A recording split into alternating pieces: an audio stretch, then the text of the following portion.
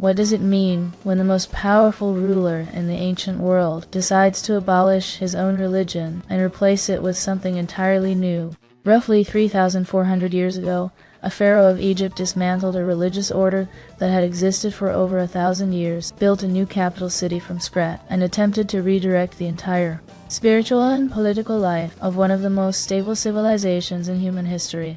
Tonight, I am here with Rowan Hartsteele. Good evening, Clara. The story of Akhenaten is often told as a story about religion, but the deeper story is about power, and about what happens when a ruler decides that the institutions sustaining his authority have become a threat to it. Tonight, we turn to a pharaoh whose reforms were so radical that his successors erased his name from the historical record and tried to make it appear he had never existed. The question is not whether Akhenaten was a visionary or a heretic, but what his attempt to restructure the Egyptian state reveals about the relationship between religion and political power in the ancient world. Akhenaten's reforms were not primarily theological. They were a calculated assault on the institutional power of the Amun priesthood, which had accumulated wealth, land, and administrative authority over centuries to the point where it represented a parallel power structure within the Egyptian state. We are speaking about Akhenaten, pharaoh of the 18th dynasty, and his attempt to restructure the religious and political order of ancient Egypt. His experiment lasted approximately 17 years, and was dismantled almost immediately after his death. But the questions it raises about the relationship between religious authority and state power have never stopped being relevant. Then let us begin with the political and religious context that made Akhenaten's reforms both conceivable and explosive. By the time Akhenaten came to power, probably around 1350 before the Common Era, the Egyptian state had been organized around a polytheistic religious system for well over a millennium. The pantheon included hundreds of deities, each with associated temples, priesthoods, and land holdings. The god Amun, whose cult center was at Karnak in Thebes, had become the dominant deity of the New Kingdom period, and his priesthood had grown into one of the wealthiest and most politically influential institutions in Egypt. The temples were not purely religious institutions. They were economic entities that owned agricultural land, managed grain stores, employed large numbers of workers, and operated as administrative centers for regions of the country. The high priest of Amun commanded resources and personnel on a scale that rivaled the pharaonic administration itself. So the priesthood was not just a religious body, it was a competing state within the state. Exactly, and here is the first thing we need to correct about the standard account. Akhenaten is frequently presented as a religious visionary, possibly the first monotheist in history, whose spiritual insights led him into conflict with the conservative priestly establishment. The historical evidence suggests a different emphasis. His reforms were structured in ways that systematically stripped the Amun priesthood of its wealth and authority, while concentrating both in the hands of the crown. Akhenaten was born Amenhotep IV, the son of Amenhotep III, one of the most prosperous pharaohs of the New Kingdom. He came to the throne at a moment when Egypt was wealthy, militarily secure, and diplomatically dominant across the Near East. There was no external crisis forcing change. The transformation he initiated was a choice, not a necessity. So he inherited a stable and powerful state, and chose to restructure it from the center. Yes, in the early years of his reign he elevated the cult of the Aten, the solar disk, above all other deities. The Aten was not entirely new. It had been recognized as a divine manifestation for generations.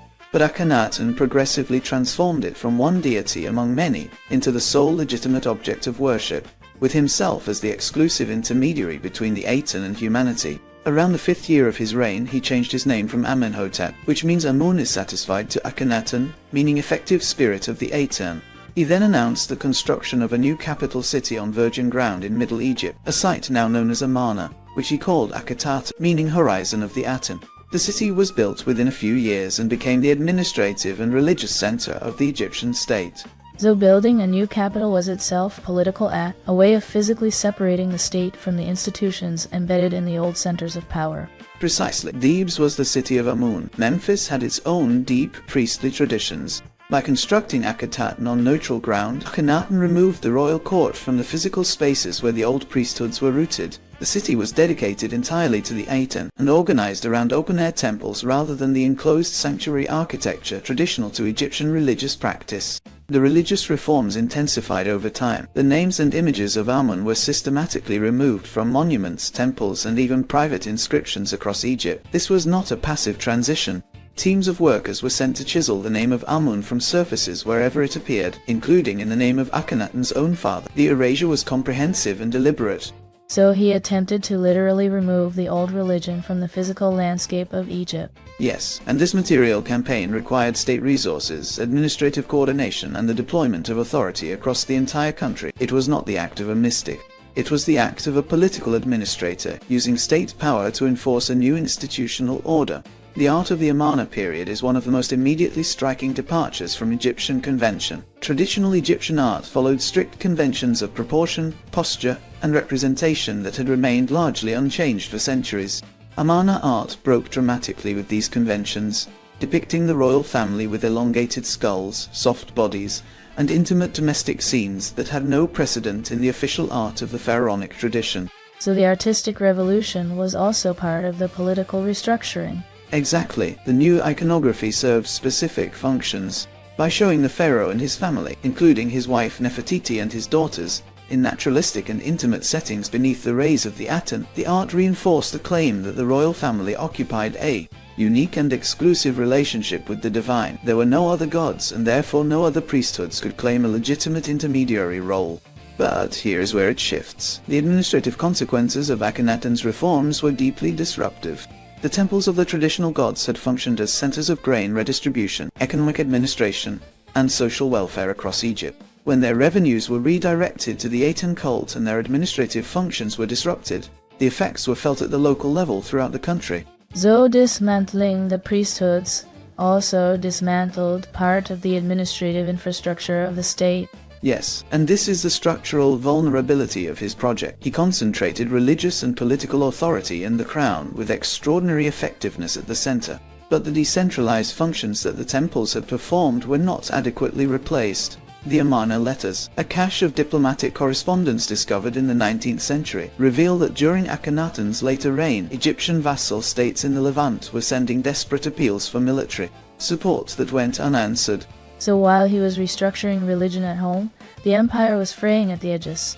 Precisely. Whether this neglect was a consequence of his religious preoccupation, a deliberate redirection of priorities, or simply the result of administrative disruption caused by the reforms is debated by scholars. What is clear is that Egyptian influence in the Near East weakened during his reign, and that the administrative correspondence from the period reflects a state under considerable strain. Akhenaten's death, probably around 1336 before the Common Era, was followed almost immediately by the dismantling of everything he had built. His successor, a child pharaoh known initially as Tutankhaten, changed his name to Tutankhamun, restoring the name of Amun. The court returned to Thebes. Akhenaten was abandoned and eventually stripped of its stone for use in other construction projects. So, the restoration was as systematic as the revolution had been. Yes, and it went further. Within a generation, Akhenaten's name was being erased from monuments in the same way he had erased the name of Amun. His successors referred to him in official records as the criminal of Akhenaten, rather than by his name. The attempt to erase him from history was comprehensive, and it largely succeeded for over 3,000 years. The role of Nefertiti in the Amarna period is one of the most debated questions in Egyptology. She appears prominently in official art and inscriptions throughout the early years of Akhenaten's reign, shown alongside him in religious ceremonies, and depicted in poses of royal authority that had no precedent for a queen in Egyptian tradition. Some scholars have proposed that she served as co-regent in the later years of Akhenaten's reign, and that she may have ruled briefly as pharaoh herself after his death under the name Neferneferuaten. So, the Amarna period may also represent an unusual concentration of authority in a female figure. Yes, the evidence is fragmentary, and the scholarly debate is ongoing. What is clear is that Nefertiti was presented in the official record as an unusually active participant in the religious and political program of the reign, and that her disappearance from the record in the later years of Akhenaten's rule before his death remains unexplained. Whether this reflects a change in political circumstances, a death, or a transformation into a new identity is not established.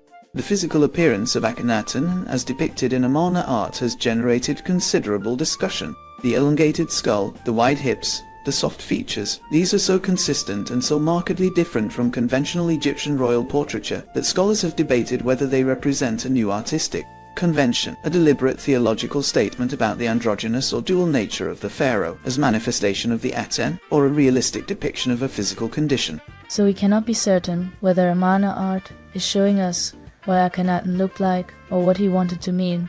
Exactly.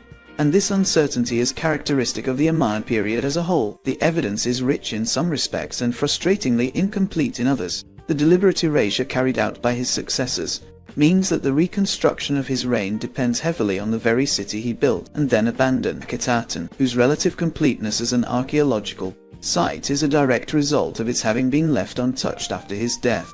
The economic consequences of his reforms deserve specific attention. The temples of the traditional gods had functioned as centers of redistribution within the Egyptian economy, collecting agricultural surplus and redistributing it to workers, craftsmen, and the poor. When Akhenaten closed or defunded these institutions and redirected their revenues to the Aten cult centered on Akhenaten, the redistributive function was not transferred to equivalent institutions elsewhere. The result was a concentration of economic resources at the new capital that disrupted established patterns of agricultural and craft production across the country. So the religious revolution was also an economic disruption felt at the level of ordinary Egyptian life. Yes, and this may help explain why the restoration after his death was not merely an elite reaction, but a broadly supported reversal. The traditional religious institutions provided services and social functions that the Aten cult, concentrated in a single remote city and accessible only through the person of the pharaoh, could not replicate for the pharaoh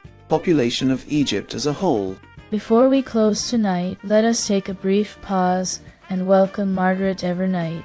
Margaret, for those who want to understand how Akhenaten's reforms worked as a political and religious transformation. Thank you, Clara. In this case, the most direct path is also the most important one. I would suggest beginning with Akhenaten, Egypt's False Prophet by Nicholas Reeves. So this is a book that takes seriously the political logic behind the religious reforms, rather than treating them as purely spiritual. Reeves examines the religious reforms of Akhenaten and their political implications within ancient Egypt. The book situates his monotheistic experiment within the dynamics of power, priesthood, and state structure, analyzing how his policies represented both a religious and institutional rupture that reshaped the relationship between the crown and the established priestly orders. Is it accessible to readers without a background in Egyptology? Reeves writes for a serious general audience. The book assumes some familiarity with the broad outlines of ancient Egyptian history, but it builds its own context carefully. A reader coming to the subject for the first time will find the argument clear and the evidence presented in a way that does not require specialist knowledge to follow. So it gives the reader not only the story of Akhenaten, but a framework for understanding how religious authority and political power interact in any state. That is precisely what makes it enduring. The book asks the reader to look at Akhenaten not as an eccentric mystic, but as a political actor operating within recognizable institutional dynamics. Thank you, Margaret. That is a thoughtful place to pause tonight. Thank you, Clara. It was a pleasure. The immediate legacy of Akhenaten's reign was a restoration so thorough that modern historians only recovered his existence in the 19th century, when archaeological excavations at Amarna began to reveal the buried city and its records. For over 3 millennia, the official history of Egypt had proceeded as though the Amarna period had not occurred.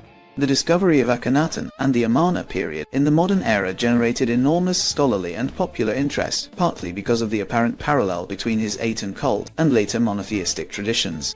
Some scholars propose connections between Akhenaten's religious reforms and the origins of Israelite monotheism, a thesis popularized in the 20th century by Sigmund Freud in his book Moses and Monotheism. The scholarly consensus today does not support a direct historical connection, but the debate itself reflects how powerfully Akhenaten's story speaks to later religious history. So his rediscovery was immediately entangled with much larger questions about the origins of religious tradition. Exactly, and this entanglement has made it difficult to assess Akhenaten on his own terms. He has been recruited into too many different arguments. For some, he is a proto-monotheist, a forerunner of Judaism, Christianity, and Islam. For others, he is a totalitarian ruler who used religion as an instrument of state control. For others still, he is a misunderstood visionary, whose ideas were simply too advanced for his time. So the difficulty is separating what he actually was from what later generations needed him to be. Yes, the historical Akhenaten was a pharaoh who attempted to restructure the institutional balance of the Egyptian state in his own favor, using religious reform as the primary instrument. The theological content of the Aten cult, with its emphasis on solar energy as the source of all life and the pharaoh as sole intermediary with the divine, was not incidental to this project. It was precisely designed to eliminate the theological basis for the competing authority of the traditional priesthoods. The failure of his project teaches something important about the relationship between institutional reform and social legitimacy. Akhenaten had the coercive power of the pharaonic state behind him. He could erase names, confiscate temple revenues, and build cities. What he could not do was replace the social functions that the traditional religious institutions performed quickly enough to prevent the accumulation of grievances that undid his reforms within a generation of his death. So the lesson is that coercive power can restructure institutions, but cannot substitute for the social trust that makes institutions function. Precisely, and this dynamic is not specific to ancient Egypt. The history of authoritarian modernization projects is full of leaders who had the power to abolish old institutions and the inability to build new ones that carried equivalent legitimacy. Akhenaten failed for reasons that are structurally recognizable in much more recent history. The modern relevance of his story is perhaps clearest when we consider the relationship between state power and religious authority in contemporary politics.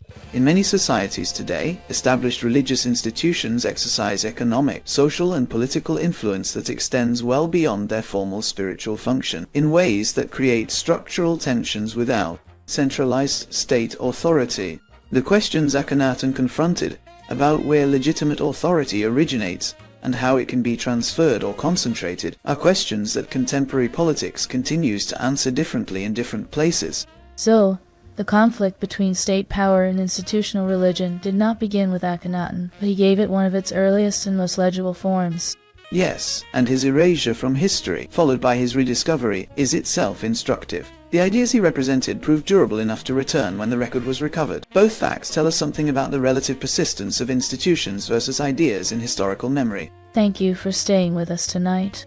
And thank you, Rowan, for guiding us through the religious revolution, the political restructuring, and the long erasure and rediscovery of Akhenaten. Akhenaten reminds us that the most radical political acts are often dressed in the language of the sacred, and that the institutions we dismantle rarely disappear without first dismantling those who try to remove them. If this conversation stayed with you, you are welcome to like, comment, and subscribe. You will find other episodes here where history, ideas, and power are approached slowly. Until next time, stay with us.